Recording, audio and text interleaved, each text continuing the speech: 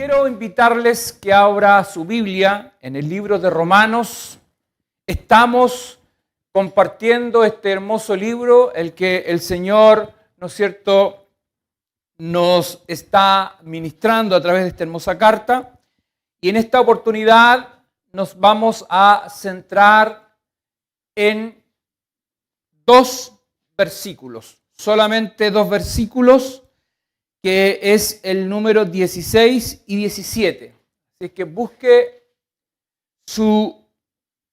en su Biblia, ¿no es cierto?, Romanos capítulo 1, versos 16 y 17. Dice así la palabra del Señor: porque no me avergüenzo del Evangelio, porque es poder de Dios para salvación a todo aquel que cree, al judío primeramente y también al griego, porque en el Evangelio la justicia de Dios se revela por fe y para fe, como está escrito: mas el justo por la fe vivirá.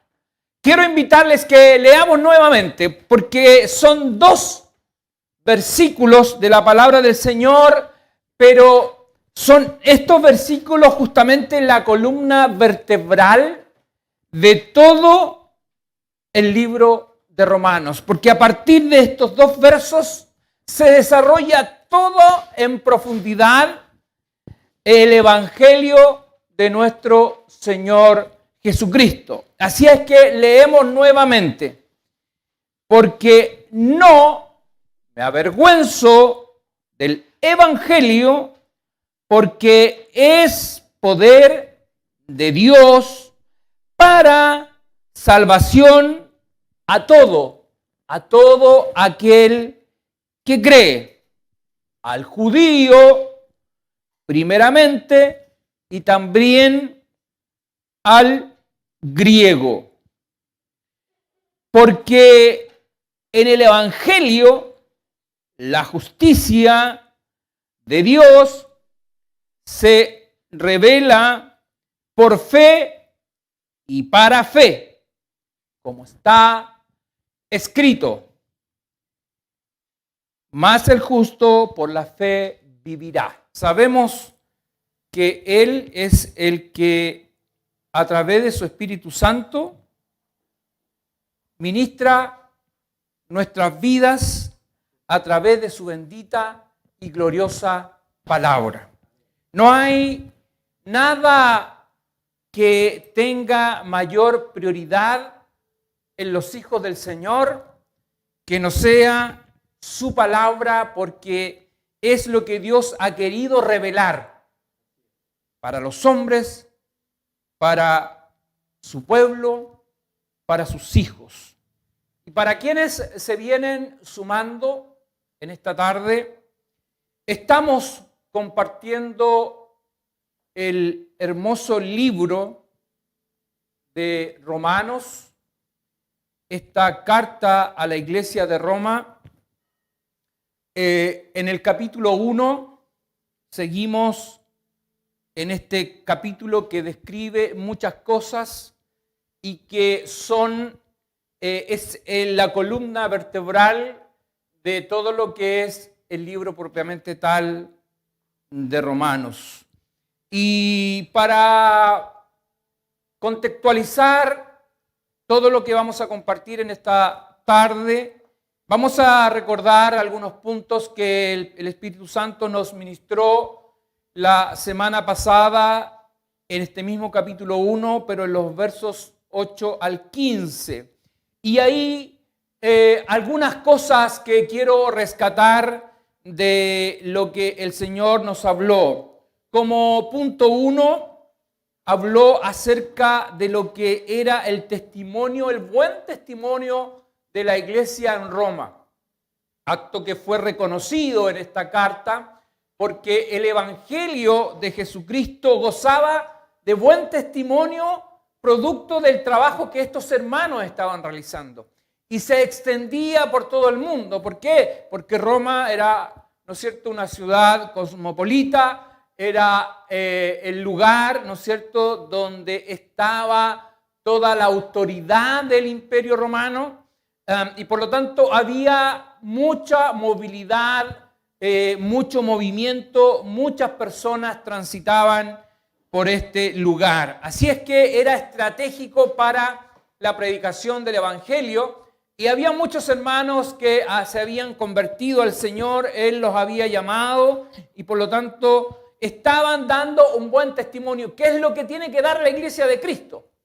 La iglesia de Cristo tiene que ser de buen testimonio en el lugar donde está.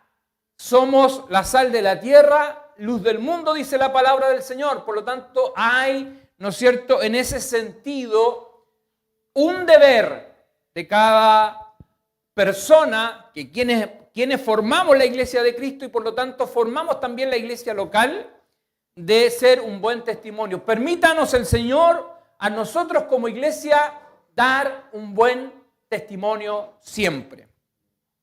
Como punto 2, la palabra del Señor nos invitaba, nos motivaba a la oración. Pablo, él señalaba, no conociendo a estos hermanos, oraba sin cesar, oraba permanentemente por la iglesia de Roma para que el Evangelio se siguiera extendiendo.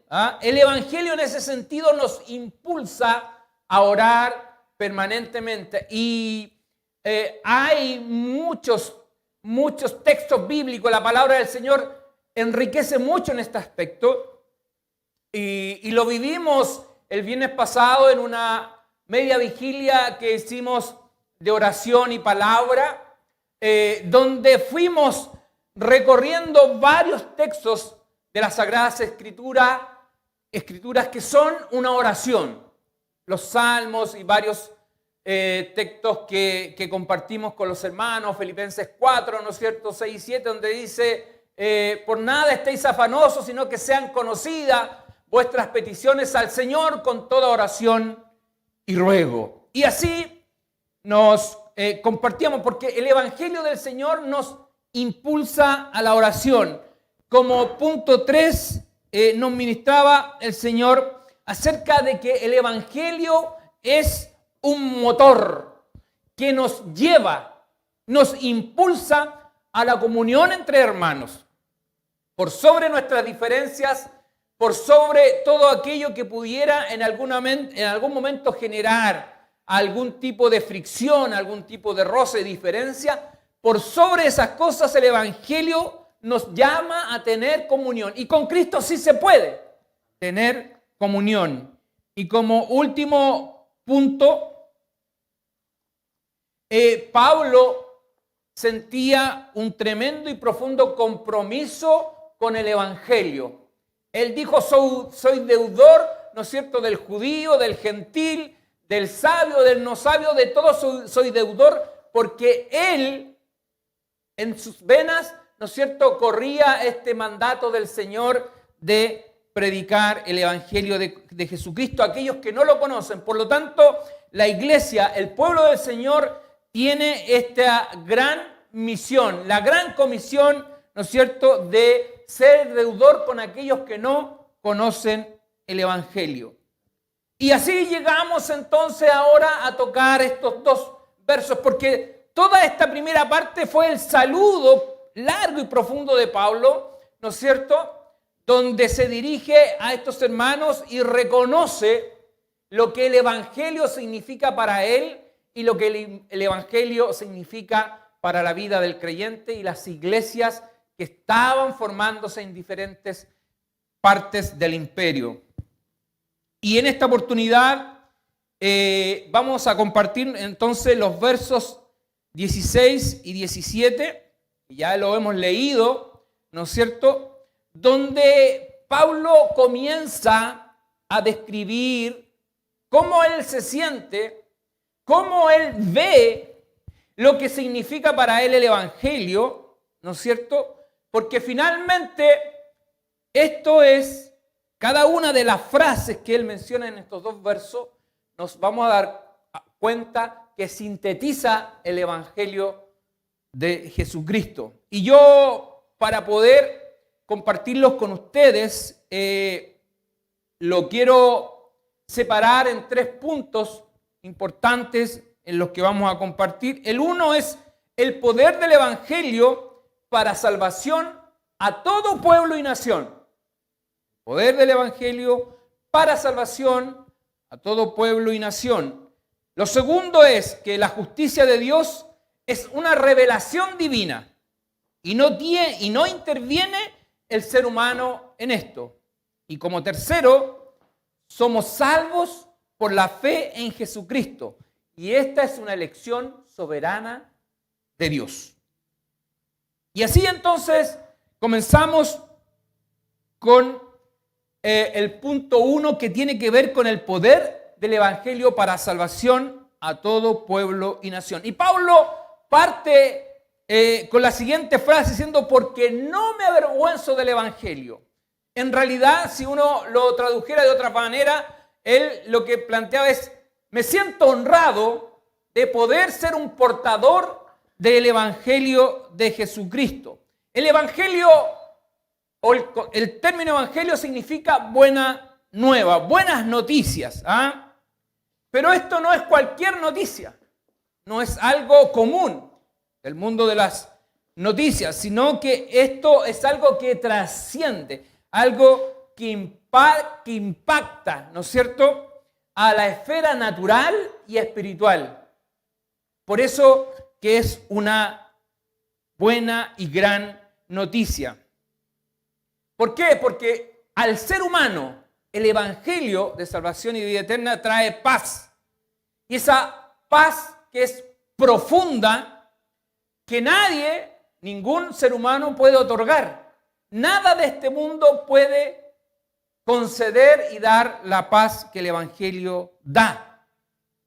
Otra de las cosas que trae el Evangelio es libertad para el oprimido de espíritu.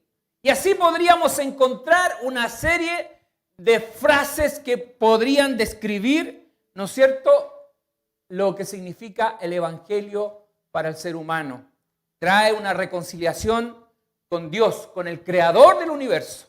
El Evangelio es el canal que finalmente nos permite restaurar la comunión con Dios. Por eso que el Evangelio finalmente lo que nos trae es salvación y vida eterna. Pablo, él era un estudioso de las Sagradas Escrituras. Recuerden que él era un rabino y desde su juventud, desde su adolescencia, él comenzó sus estudios estudiando la Torá, ¿no es cierto?, a los pies de grandes sabios que eran doctores de las Sagradas Escrituras. Por lo tanto, él conocía muy de cerca la palabra de Dios revelada a los profetas de su pueblo.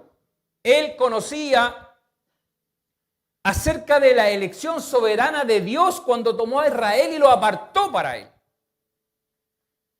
Dentro de la elección soberana, Dios tomó a este pueblo. Y por lo tanto, Pablo conocía lo que Dios había hecho con esta nación a través de la historia, desde los comienzos. Él conocía perfectamente el poder de Dios manifestado en la historia de su pueblo. Y ahora él era un testigo ocular de que el poder de Dios se había manifestado a él de manera extraordinaria, de manera sobrenatural. El Señor se le había aparecido en el camino. Un hombre que perseguía a los cristianos, un hombre que encarcelaba, como dice el capítulo 8 del libro de los Hechos. Pero Dios se le había revelado a él y junto con eso las verdades profundas del Evangelio. El Señor Jesucristo había enseñado, había traído la buena noticia.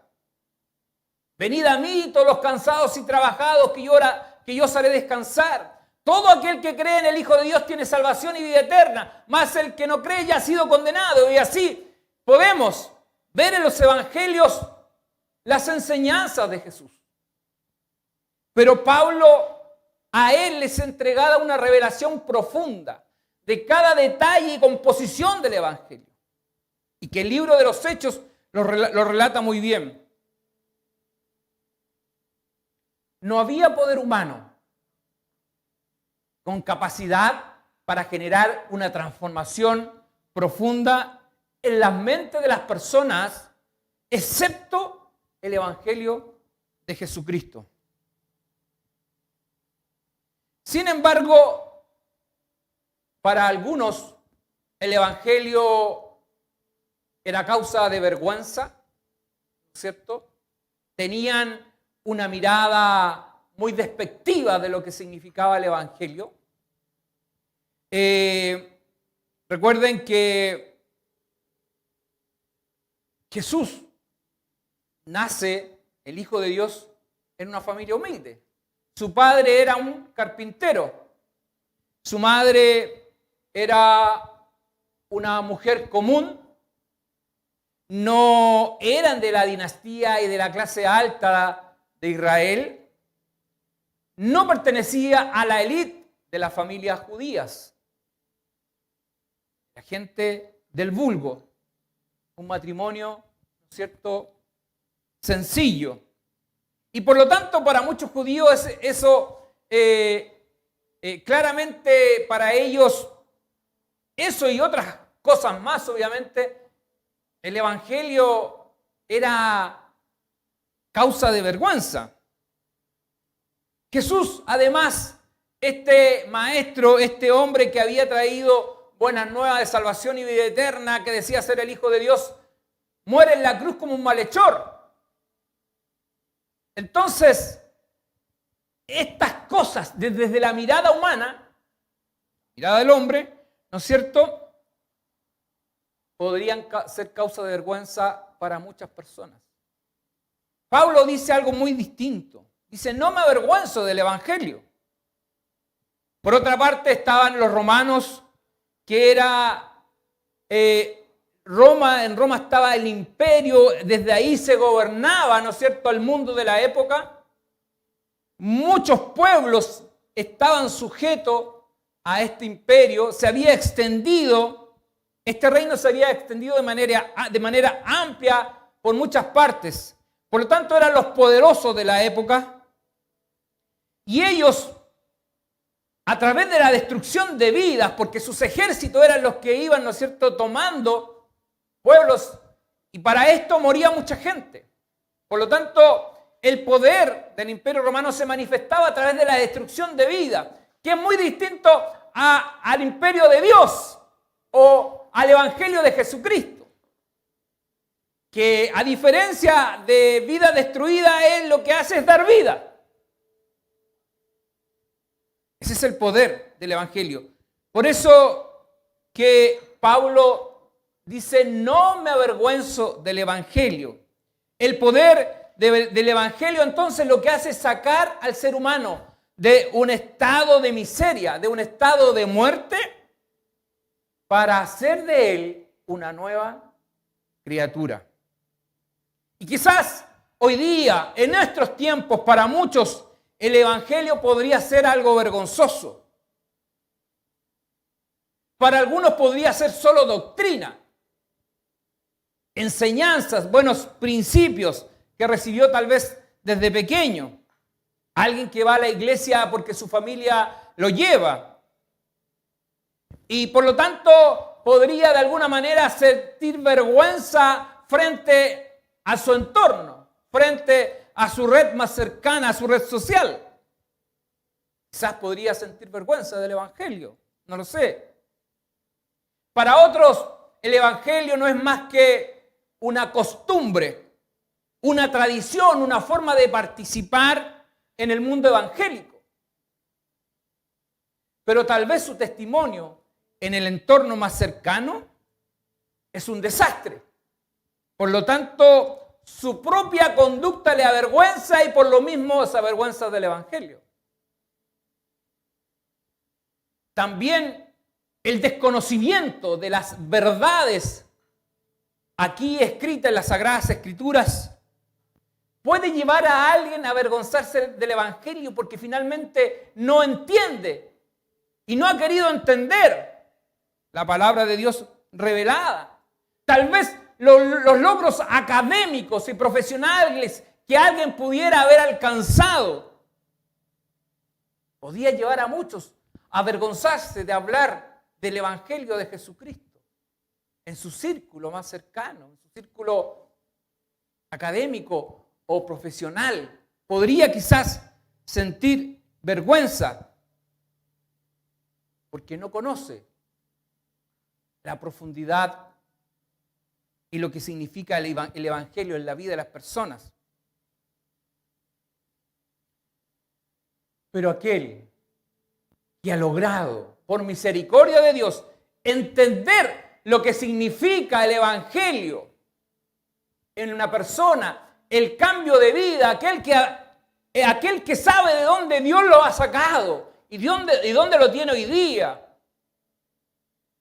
Esa persona, como lo fue el apóstol Pablo, es capaz de decir, me siento honrado de vivir el Evangelio, de compartir el Evangelio. Pablo dice, no me avergüenzo del Evangelio. Pero esta frase no es así de simple. Hay algo más que él dice, no me avergüenzo del Evangelio porque es poder de Dios manifestado. ¿Para qué? Y viene lo segundo, para salvación a todo aquel que cree. A todo aquel que cree. Dice que el ser humano por sí mismo no puede creer en Dios. Naturalmente el hombre no cree en Dios. ¿Por qué? Porque está en un estado de muerte. Dice la palabra del Señor que estamos muertos en nuestros delitos y pecados. No podemos entonces volver a Dios por sí solo. Estamos en un estado de esclavitud, dice la palabra del Señor. Todo aquel que no conoce a Cristo es esclavo del pecado. Por lo tanto, el hombre por sí mismo no puede ser salvo. No es capaz de restaurar el vínculo con Dios. No es capaz de superar su pecado solo. No puede liberarse el hombre del mal que le aqueja. La mujer no puede liberarse de ese mal solo. Por eso que esto requiere del poder de Dios. Y el poder de Dios se manifiesta a través del Evangelio para salvación. Y esto es lo glorioso. El poder de Dios se manifiesta a través del Evangelio para salvación del ser humano. Por eso que es poder del Evangelio de Dios. El Evangelio realmente es poder de Dios. Actúa Dios mismo. Cada vez que compartimos el Evangelio. Porque es la forma como las ovejas descarriadas oyen la voz del buen pastor. Eso dijo el Señor. Mis ovejas oyen mi voz y ¿qué hacen? Y me siguen. ¿De qué manera la gente oye la voz del buen pastor? A través de la predicación del Evangelio. Por eso que es poder de Dios para salvación. Y esto cobra mucho sentido en muchos textos que nos vamos a encontrar en el libro de Romanos. Por ejemplo, en Romanos 8, donde habla acerca de la predestinación de aquel que es justificado y glorificado. Él dice a los que Él conoció, conocer es a los que amó, a estos predestinó. Es decir, antes de la fundación del mundo lo apartó para Él. Y a los que predestinó, dice, a estos llamó. Tiene que ocurrir el acto de llamar. ¿Cómo lo hace? A través del Evangelio. No hay otra forma de que Dios llame a alguien. A los que llamó, dice que a estos justificó. Este concepto lo vamos a ver hoy día. Justificó. Y a los que justificó, a estos glorificó. ¿Se da cuenta? Y ese estado de glorificación es el que estamos esperando. Estamos en un proceso, en un camino de santidad para llegar al día en que seremos glorificados. Por lo tanto, el ser humano naturalmente no puede buscar a Dios. Después de la caída, después de la desobediencia, y que eso lo vemos en el libro de Génesis, ¿no es cierto? El hombre deliberadamente, el ser humano entregó su libertad a Satanás. Deliberadamente lo entregó. Por lo tanto, su capacidad de elección fue afectada. Está afectada por el mal. Y desde ese minuto el hombre es esclavo del pecado. Y al ser esclavo del pecado es esclavo de Satanás. Y así lo dice la palabra del Señor. Por eso que el apóstol específicamente señala y dice, no me avergüenzo del evangelio porque el evangelio es poder de Dios para salvación a todo aquel que cree. No hay nada que el ser humano pueda hacer desde su estado de esclavo para restaurar la comunión con Dios. Es Dios entonces el que toma la iniciativa. Él es el que llama. Nosotros no venimos a Dios, sino Él nos llama. Podemos venir a Dios porque Él es el que entonces está actuando en la vida. Él es el que toma la iniciativa y la tomó desde la eternidad. Desde la eternidad Él apartó un pueblo para Él. Por lo tanto, cuando Dios en sus comienzos aparta, en su elección soberana, aparta un pueblo que es el pueblo de Israel, ¿no es cierto? A Él les dio una ley para que a través de esa ley pudieran enmendar sus vidas, enmendar sus caminos. Y lo que esta ley hace es poner de manifiesto el pecado. La ley no es mala en sí misma, porque la ley lo que hace es mostrar en qué el hombre falla. Pero lo que nosotros entendemos y lo que la palabra del Señor nos revela, que el hombre no es capaz de cumplir esa ley de Dios. Esa ley que finalmente traería restauración y el transgresor iba a cambiar, debía cambiar, ¿no es cierto? No lo pudo hacer. Por lo tanto, la ley lo que hace es termina condenándolos. La ley termina condenándolos. ¿Por qué qué? Porque no hay nadie que busque a Dios. Desde la perspectiva humana, no había forma de volverse a Dios. Y así lo dice el libro de Romanos en el capítulo 3 del día al 12. Dice, como está escrito, no hay justo, ni aun uno. No hay quien entienda. No hay quien busque a Dios. Todos se desviaron. A una se hicieron inútiles. No hay quien haga lo bueno. No hay ni siquiera uno. Eso lo dice la palabra del Señor. Luego Isaías complementa estos dichos en Isaías 53:6. Dice, todos nosotros nos descarriamos como ovejas. Nos apartamos del buen pastor. Cada uno se apartó por su camino. Mas Jehová cargó en él el pecado de todos nosotros. Y ahí llegamos a Jesucristo y ahí llegamos a lo que es el Evangelio. Por lo tanto, el Evangelio en sí es una buena noticia. Es poder de Dios que se manifiesta en la vida de las personas. Es algo que no se puede explicar desde la vía racional, porque es algo que Dios hace. Él es el que transforma, Él es el que cambia la vida del ser humano. Él dice que hace una nueva criatura en cada uno de nosotros. Por lo tanto, el Evangelio de Jesucristo no puede ponerse a la altura de cualquier doctrina o enseñanza proveniente del propio ser humano, de hombres. Fíjese que de todos los hombres o de los grandes pensadores, sus tumbas están ahí con sus huesos. Pero la única tumba que está vacía es la tumba de Jesús. Aquel que trajo las buenas nuevas de salvación y de vida eterna. Por lo tanto, Pablo con mucha razón dice, no me avergüenzo del Evangelio porque es poder de Dios para salvación todo aquel que cree. Solo el poder de Dios puede rescatar al hombre y a la mujer del mal, del pecado y restaurar esa comunión con Dios, con el Creador del universo. Solo el poder de Dios puede sacarnos de tinieblas a su luz admirable. Solo el poder de Dios puede darnos vida eterna. Los que creen, los que han creído, los que creerán el Evangelio, son todos aquellos que Dios apartó desde la eternidad mediante su elección soberana. Y por lo tanto el Evangelio tiene que seguir corriendo para que muchos escuchen la voz del buen pastor. Y él señala, luego dice, para todo aquel que cree, dice el judío primeramente y también el griego. Si usted mira la historia, nosotros podemos darnos cuenta que Dios tomó un pueblo, apartó un pueblo para finalmente llevar a cabo su plan dentro del pueblo de Israel. Ahí nacería el Mesías. Está profetizado Isaías 53. Y nosotros lo vemos en el Evangelio, el nacimiento de Jesús, cómo todo calza.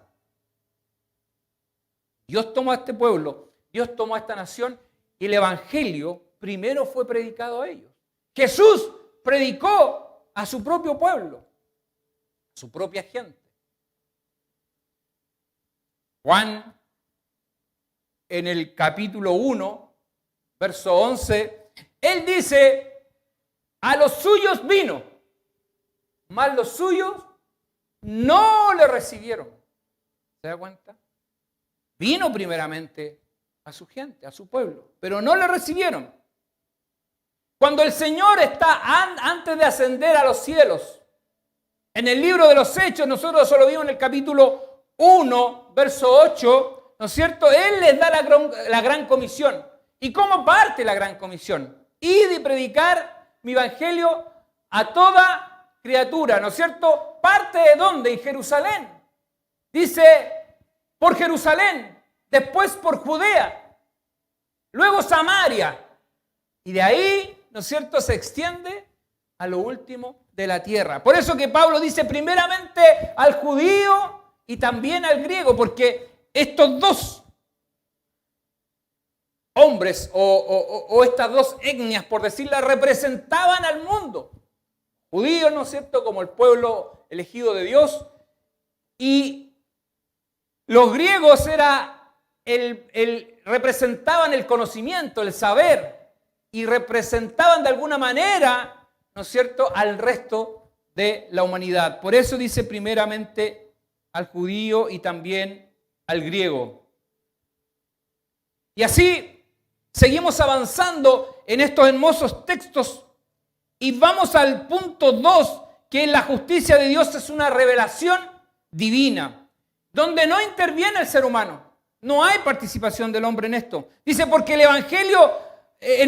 el Evangelio la justicia de Dios se revela por fe y para fe. No había y no hay ninguna posibilidad que el hombre natural pueda entender las cosas espirituales. ¿Ah? No hay posibilidad que el ser humano pueda conocer a Dios a menos que Él se lo revele. Por eso que Él dice que la justicia de Dios, dice, porque en el Evangelio la justicia de Dios se revela. Es decir, hay un acto divino en que Dios revela su justicia. Algo que no es manifiesto al hombre, a menos que Dios lo quiera así hacer. Es cierto, el hombre natural puede conocer la obra de Dios por medio de las cosas hechas. Y así también lo dice Romanos, que lo vamos a ver más adelante. Las cosas invisibles de Dios, dice, su eterno poder y deidad se hace claramente manifiesto por medio de ¿qué? Por medio de las cosas hechas. Son las cosas que podemos conocer de Dios, pero hay otras cosas que son los misterios de Dios que solamente Él lo revela en su soberanía. Y es lo que ha hecho a través del Evangelio. Porque en el Evangelio la justicia de Dios se revela por fe y para fe. Él en su soberanía lo estableció así. Él tiene atributos, Dios tiene atributos que son algunos comunicables y otros incomunicables. Él tiene facultades y tiene soberanía. Él es perfecto y por lo tanto en su perfección, Él diseñó y perfeccionó de tal manera el plan de salvación. Y por lo tanto en el Evangelio, ahí Él muestra su justicia. Dios no puede contradecirse en su justicia. Si Dios al hombre, al ser humano, a la mujer, lo expulsó del jardín del Edén y los apartó porque cometió pecado. Y Dios tuvo que proceder con justicia, porque Él es perfecto. Entonces, ¿cómo podemos entender hoy día que Dios de esta manera está ahora aplicando justicia? No puede haber una contradicción en la palabra del Señor. Nosotros nos damos cuenta que sí, la justicia de Dios se aplica también, pero hay una gran diferencia. Así como el pecado entró por el primer Adán, y por lo tanto Adán es un representante federal de la humanidad, y a través de su pecado todos pecamos, y por el pecado entró la muerte y la muerte traspasó a todas las generaciones. Así también Jesús es el segundo Adán. Y porque en Él no hubo pecado,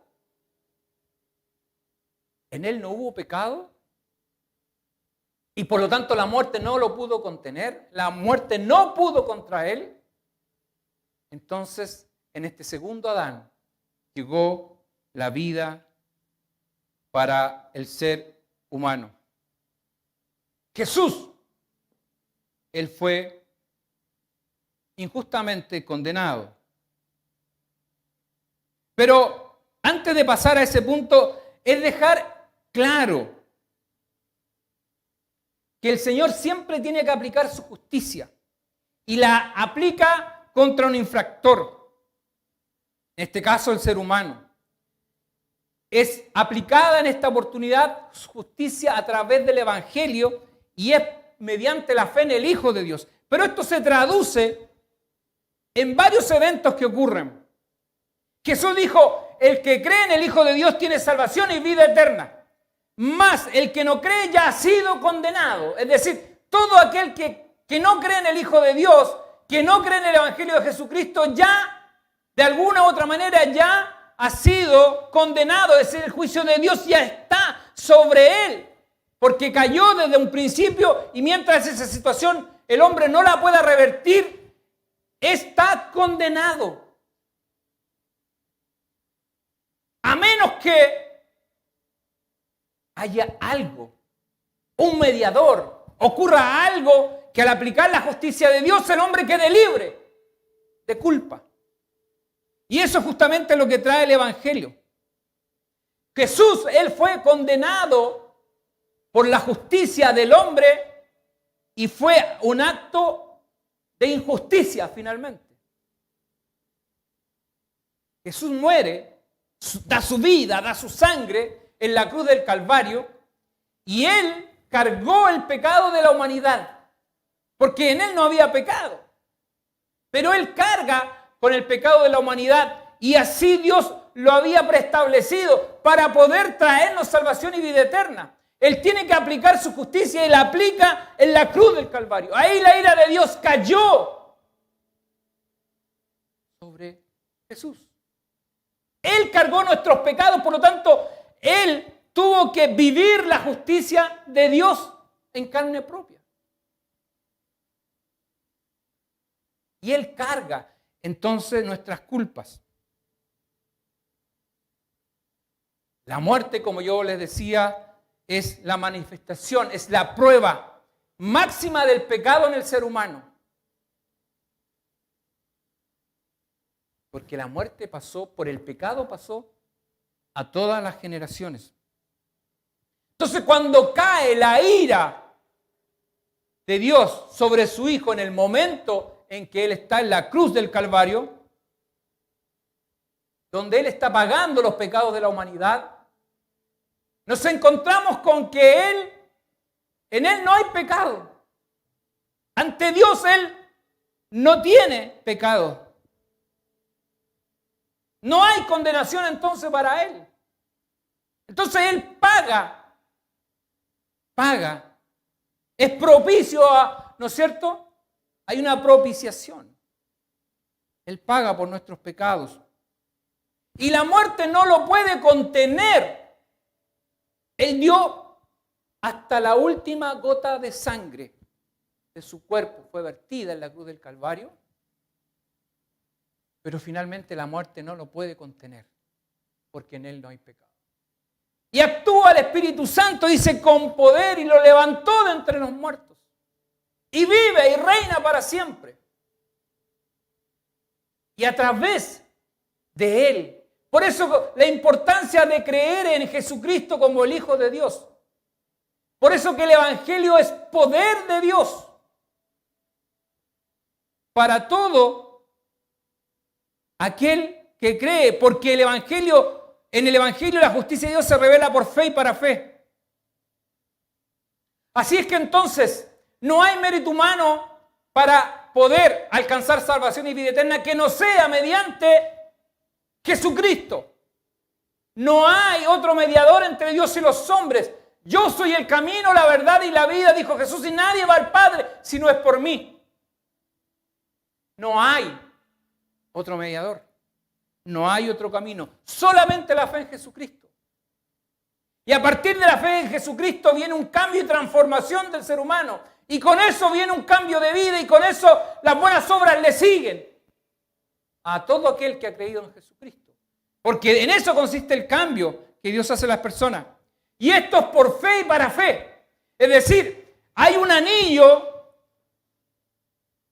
donde el hombre no participa. Solamente por fe y para fe. Desde comienzo hasta el fin, hasta que el Señor venga. El Evangelio de Jesucristo y la salvación del hombre siempre es por fe. No hay nada que usted pueda hacer para decir, bueno, yo me voy a ganar la salvación, como muchas veces a lo mejor uno puede escuchar. Tengo que ganarme la salvación. ¿Qué salvación se va a ganar usted? Si Jesucristo fue el que pagó en la cruz del Calvario, es un regalo de Dios, es la gracia de Dios, es un regalo inmerecido de parte del Señor. Por eso que debe haber gratitud en nuestros corazones. Por eso que Pablo dice, no me avergüenzo del Evangelio. Me honra el Evangelio. Me distingue el Evangelio. Me hace especial ante Dios. No hay mérito humano en esto. El Evangelio se revela por fe y para fe. Es un círculo donde el hombre no participa. Solamente Dios. Él provee entonces todo. Provee la fe. Proveyó el holocausto. Proveyó el Cordero de Dios. ¿Qué vino a hacer? A quitar el pecado del mundo. Todo lo proveyó Él. Finalmente, el último punto es, somos salvos por la fe en Jesucristo. Y esa es una elección divina y soberana de Dios, dentro de sus atributos. Dice, la última frase dice, como está escrito, mas el justo por la fe vivirá. No hay otra forma de obtener la vida de Dios que no sea por la fe, creyendo en Jesucristo, el Hijo de Dios. Por eso que hay caminos que al hombre le parecen rectos y seguros. Todos los caminos llevan a Dios, dice. Todos estos intermediarios que de alguna manera se han autoproclamado ser intermediarios para llegar a Dios no es real. No es real. No hay profeta Mahoma. Su tumba está en sus huesos. No hay doctrina de Occidente o de Oriente. No hay nada que nos lleve a Dios que no sea a través de Jesucristo, su Hijo amado. No hay otro camino, amado hermano. Por lo tanto, el Evangelio de Jesucristo debe honrarnos. No me avergüenzo del Evangelio, dice el apóstol. Y termina estos versos diciendo, como está escrito, más el justo por la fe vivirá. Este fue el texto que a Martín Lutero le cayó una venda de sus ojos. Entender que no había mérito humano para llegar a Dios, para alcanzar el bien de Dios. Solamente la salvación es por gracia soberana. Y Pablo, para cerrar su exposición, él cita el libro de Habacuc, capítulo 2:4, dice: aquí que aquel cuya alma no es recta se enorgullece, se siente bien, orgulloso de andar por caminos que no son rectos. Pero todo aquel que ha creído en Dios, estamos hablando del Antiguo Testamento, dice: más el justo por su fe vivirá. Entendiendo que no es justo porque hay mérito propio en él, sino que es por creer en el Hijo de Dios. Dice la palabra del Señor ya en el libro de Génesis que Abraham creyó a Dios y le fue contado por justicia. Es decir, la justicia de Dios, que es por la fe, ha estado a lo largo de toda la historia. Y eso no cambia. No hay dos tratados. La justicia de Dios se revela por fe, para fe. Y así, para concluir, puedo decir 3 cosas que cada creyente debe sentirse honrado de haber sido alcanzado por el Evangelio de salvación y de vida eterna. Debe sentirse honrado de compartirlo. Cada vez que tengamos oportunidad, cada vez que nos den los espacios para hablar de Cristo, debemos hacerlo. Porque no sabemos si en esa persona, ese que está ahí frente a nosotros, es un elegido, un llamado del Señor. El Señor te quiere usar a ti para llegar a esa persona con el Evangelio de Jesucristo. No me avergüenzo del Evangelio, porque es poder de Dios para todo aquel que cree. Primeramente el judío y también el griego. El Evangelio de Jesucristo es poder. Ahí se manifiesta el poder de Dios. Es algo sobrenatural, es algo que nosotros no podemos dimensionarlo, ni medirlo, ni verlo, pero Dios actúa a través del Evangelio. El Evangelio es que cambia y transforma de vida. 2, todo lo que conocemos de Dios es porque Él lo ha querido revelar. La mayor expresión de la revelación de Dios es su palabra. En las Sagradas Escrituras, las inerrantes Sagradas Escrituras. Aquí está todo lo que Dios quiso revelarnos acerca de Él y su persona. Por eso que es tan importante que el pueblo de Dios conozca su palabra. ¿Qué es lo que estamos haciendo hoy día? Estamos conociendo la palabra de Dios a través de esta hermosa carta. Y tercero, somos salvos solamente por la fe en Jesucristo. La fe proviene de Dios. La provee, esta fe salvadora la provee Dios. Él proveyó el Cordero para que nuestros pecados a través de Él fueran perdonados. Él nos provee de misericordia para salvación. Su misericordia ha sido tan grande, tan extensa, insondable, que ha permitido que el ser humano alcance salvación y de vida eterna. Por eso que somos salvos por gracia. Por gracia. Y eso lo aclara Pablo también en el libro de Efesios, y con esto cierro lo que el Espíritu Santo me ha dado, pero para que no quede ninguna duda en usted. que no hay nada que usted pueda hacer para ganarse la salvación. Solamente servimos a Dios por gratitud. Cada día, como decía el himno que cantamos, cada día a los pies de Cristo. Mire, dice Efesios 2, 8, 9, dice, porque por gracia sois salvos. Porque por gracia sois salvos. ¿Por medio de qué? Por medio de la fe. No por vuestros propios méritos, no por mis méritos, no por lo que yo hice. No, es que yo ayuné mucho, oré mucho. Me he sacrificado mucho, he caminado kilómetros y kilómetros para, de alguna manera, presentar sacrificio a Dios. No hay nada que uno puede hacer para alcanzar el bien de Dios que no sea por la fe en Jesucristo. Dice, porque por gracia sois salvos por medio de la fe. Y esto no de vosotros, no de vosotros, no es algo que lo hemos generado y provocado nosotros. Y esto no de vosotros, pues es don, regalo, misericordia de Dios.